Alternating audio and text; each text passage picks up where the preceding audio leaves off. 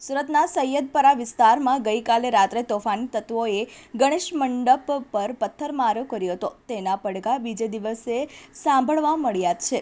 સુરત મહાનગરપાલિકા અને સુરત પોલીસે તોફાની તત્વોને પાઠ ભણાવતા જ્યાંથી પથ્થરમારો થયો હતો તેની આસપાસના ગેરકાયદેસર દબાણ કડકાઈથી હટાવી દીધા હતા. સુરતના સૈયદપરા વિસ્તારમાં ગઈકાલે રાત્રે કેટલાક તોફાની તત્વોએ ગણેશ પંડાલ પર પથ્થર ફેંક્યા હતા. આ ઘટના બાદ મોટી સંખ્યામાં લોકો રોડ પર ઉતરી આવ્યા હતા.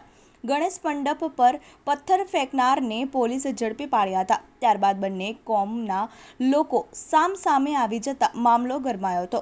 પોલીસની હાજરીમાં જ તોફાની તત્વોએ એપાર્ટમેન્ટમાંથી પથ્થરમારો કર્યો હતો, જેના પરિણામે લોકોમાં રોષ ફાટી નીકળ્યો હતો અને લોકોએ વાહનોમાં તોડફોડ કરી હતી. પોલીસે મામલો થાણે પાડ્યો હતો. જોકે લોકોનો આક્રોશ એટલો બધો હતો કે રાજકારણી અને પોલીસને પણ ધક્કે ચડાવ્યા હતા.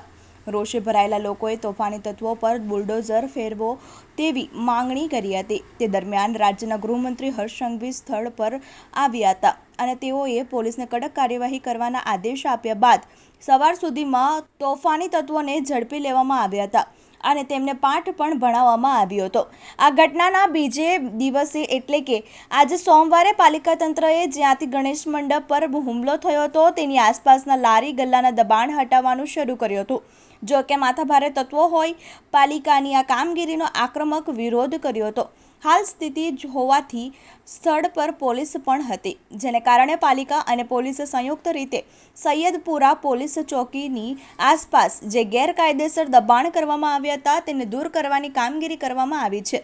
હજી પણ આ વિસ્તારમાં અને ગેરકાયદેસર દબાણ છે તેને હટાવવાની માંગણી લોકો કરી રહ્યા છે.